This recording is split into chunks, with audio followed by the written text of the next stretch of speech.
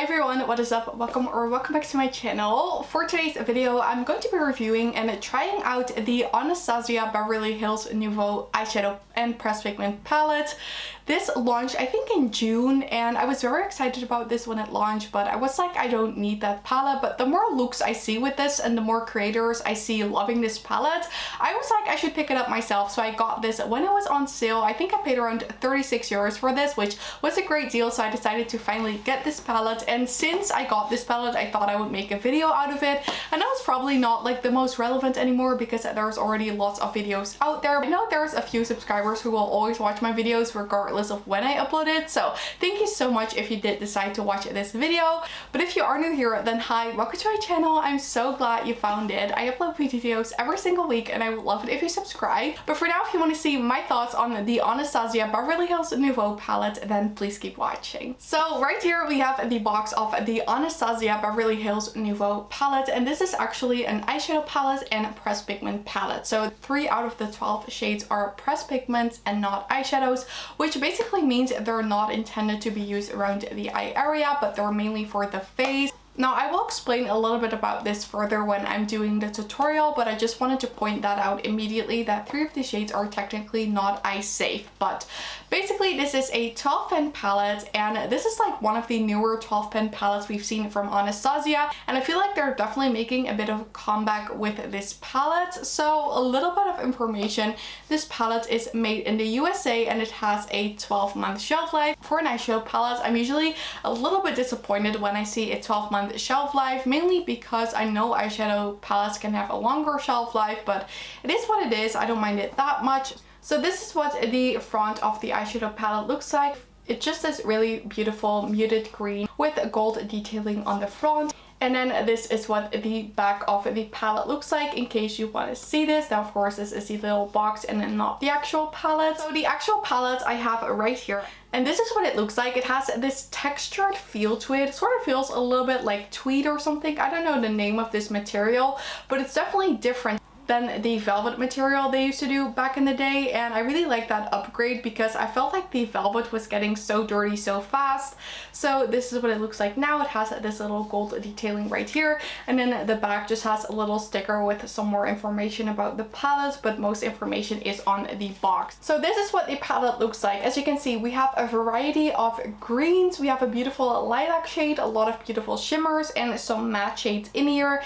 Now the shades that are pressed pigments is this one called Wisteria, this one called Paloma, and then this one called Metro. So just to point that out for you, those are the pressed pigments. And then the back is just a sort of like reflective gold. So on the website this says, inspired by the rich hues and duochrome shades of Summer Dreams, the Nouveau palette's reinvented matte and multi-dimensional metallics leave everything to your imagination. Think amped up everyday neutrals, perfect pop of color, and a fresh green color story that feels ethereal. So I definitely like the vibe of this palette. It's like a neutral palette but with a little bit of a twist to it. I feel like it's really beautiful. The pricing of this on the ABH website, it's 67 euros, but that is because there's duties and taxes calculated into the price. I feel like at most retailers this is around the 52 euro price mark, which I think is pretty much the same price as their like previous palettes, like Soft Glam, the original Norvina. I feel like those are around the 52 euro mark as well. I will have this link down below in case you're interested in picking this up.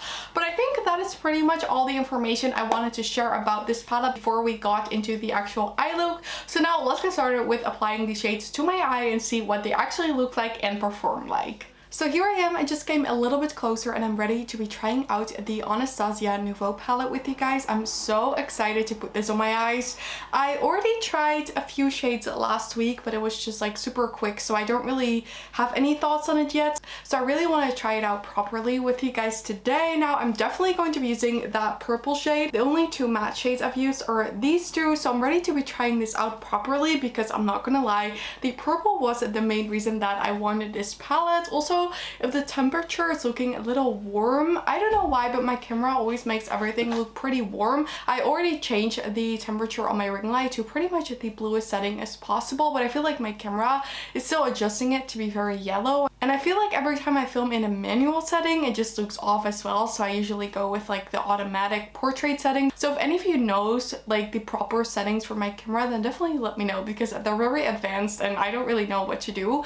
But about the eyeshadow palette, like I already said in like the little intro and explanation, this does have pressed pigments, which is actually the shade Wisteria right here, shade Paloma, and then the shade Metro. So these are not supposed to be used on the eye area. Now, pressed pigments are sort of like a different story. It's really quite complicated. But from what I have learned is that it's mainly not FDA approved due to potentially staining or irritating the eye. Now, from what I've heard, I'm not an expert on this. I don't know if it's correct, but from what I've heard that the pressed pigments are actually allowed in Europe to be used around the eye area. And since I live in Europe, I'm just going to use them, I think. I know Colourpop uses them quite a bit as well, but like I said, I've never really experienced any like staining or irritation. But it's always good to be careful. If you do decide to use these pigments, then be very careful, and if any irritation occurs, I would remove it instantly. But I think now, enough rambling, let's get into the actual eye look. Now, like I said, I really want to try to use the shade Wisteria. So what I think I'm going to do is apply this to the inner corner, and I think I'm going to use the backside of this Sigma brush, so like the more packing side, and I'm just going to take this on this flat brush, a lot of kick up in the pan, and then I'm just going to press this on the eyes. As you could probably tell, I did not set my eye base because I just heard that pressed pigments work better if you do not set your base. So I'm basically just pressing that on there, and as you can see, that gave quite a bit of pigment. I really like what that is looking like. So I'm actually surprised by how much pigment this is giving. I'm just going to sort of try to blend it just a little bit higher. I think I'm just going to leave it like this. I only want to apply this, I think, to the inner portion of the eye, and then we can always blend it a bit further. But that is what the shade Wisteria is looking like, and this is beautiful. So I'm just going to do the same thing on the other eye. Even though these shades look very powdery in the pan, I'm not noticing any fallout on my face. So I feel like this is looking really pretty. It's packed on nicely with this Sigma brush. This is the E54 medium sweeper brush. I would recommend using a dense brush for pressed pigments, but you can always go over it with like a blending brush. But this is looking very, very pretty. And now not entirely sure. I think I want to use the green because it's just a really special shade. It's this one called Liberty. So I think what I'm going to do is actually take the blending portion of this brush, and I'm just going to sort of press this on the outer corner and then blend it into that purple. I think I'm just going to use the packing side as well now that I'm trying this, because I feel like you're going to get more pigment like this. This one isn't as pigmented, but it's obviously an eyeshadow and not a pressed pigment. So to give that a better blend, I'm going to be using this shade right here, which is called Fleur, and I'm going to take that on this blending brush, and I'm basically just going over everything we've just done, mainly on the top, to blend those shades together and try to make this a little bit more cohesive, because of course green and purple don't really blend in together themselves. You need to help them a little bit by adding a transition shade. And I'm actually just going to try to go over it with a little bit of this shade called Metro, and this is also the pressed pigment, so I want to see if we can use this shade to blend everything in a little bit better. So I'm just going to go over the green with this. This came a little bit closer, but I'm going to add a little bit of that purple back in the eye look, because I feel like it has disappeared a little bit of all the blending. This purple is just a next level beautiful. Now for the shimmer shade, I think I'm going to use this one right here called Belle, and I'm going to try to apply that mainly on the parts where we have applied the green, because I wanted the purple to like still be visible. This is a very creamy shimmer. And on the actual very outer corners, I'm going to use this shade called Peacock right there, just to deepen it up a little bit. The shimmers just look beautiful. I just want to swatch the shade called Lily right here, and then also the shade Hope. Look at those swatches, how absolutely beautiful. And this shade Peacock that I just applied It's like a sort of duochrome shade. This is such a special palette, I feel like, for ABH. Very interesting. Now I will say I'm a little unsure how to blend these together, so I'm just going to go over this just like a little bit, maybe with the purple, and just try to blend this in a little more, because there isn't really like a cool tone shimmer shade that I feel like goes well with the purple. So with that same pencil brush, I'm going to take the wisteria shade, so the purple, and adding that to the lower lash line, making sure it doesn't get in my eye. I want to add back in a little bit more depth, so I'm going to take the deeper shade called Muse. I'm just trying to get as many shades used as possible at the same time.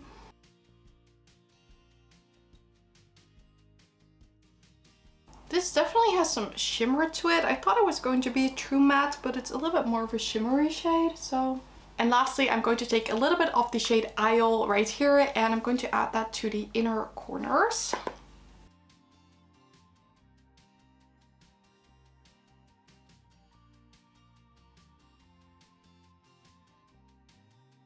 And also just a little bit on the center. Taking a clean packing brush, I'm going to go back in that shade Wisteria just one more time and see if we can bring back some of that purple. So this is what the look turned out like. I think I'm going to leave it like this and apply some mascara so it's nice and finished.